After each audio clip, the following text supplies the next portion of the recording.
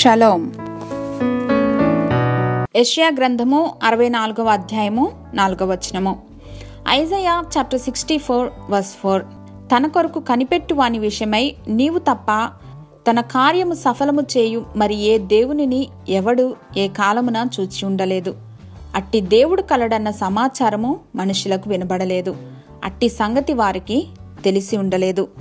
Since ancient times no one has heard, no ear has perceived, no eye has seen any God besides you, who acts on behalf of those who wait for him. మనము తన పైన సంపూర్ణంగా ఆనుకొని ఆయన కార్యముల కొరకు నిరీక్షించినప్పుడు దేవాది దేవునికి అదెంతో సంతోషాన్నిస్తుంది.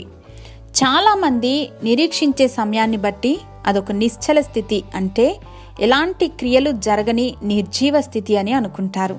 కానీ మీకు తెలుసా, waiting is one of the most active things that we can do. దేవుని కొరకు కనిపెట్టుకోవటం అంటే ఆయనే మనకున్న సహాయము, సర్వ సంపదల గని అని దేవునికి సమస్తం అప్పగిస్తాం. ఇక్కడ ఏమాత్రం మన ఓన్ రిసోర్సెస్ని మనం లెక్కలోనికి తీసుకోం. దేవుని ఆత్మచేత నడిపించబడినప్పుడు, వినయ విధేయతలతో ఆయనకు లోబడినప్పుడు మనం సంపూర్ణ మనస్సుతో, పూర్ణ వివేకముతో దేవుని నమ్ముచున్నామని క్రియాపూర్వకంగా తెలియపరుస్తాం. When we trust God wholeheartedly, we honor His ability to do for us what we cannot do for ourselves.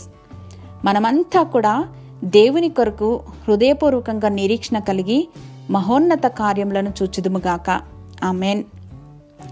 సర్వోన్నతుడైన మా తండ్రి, మా స్వబుద్ధిని ఆధారము చేసుకొనుక మాకు నిరీక్షణను అనుగ్రహిస్తున్న మిమ్మను నమ్ముకొని మీ మార్గములకు సమస్తమును సర్వదా అప్పగించగలిగినటువంటి జ్ఞానమును, కృపను అనుగ్రహించమని యేసు నామములో వేడుకొని పొందుకొని మా ప్రియ పరలోకపు తండ్రి.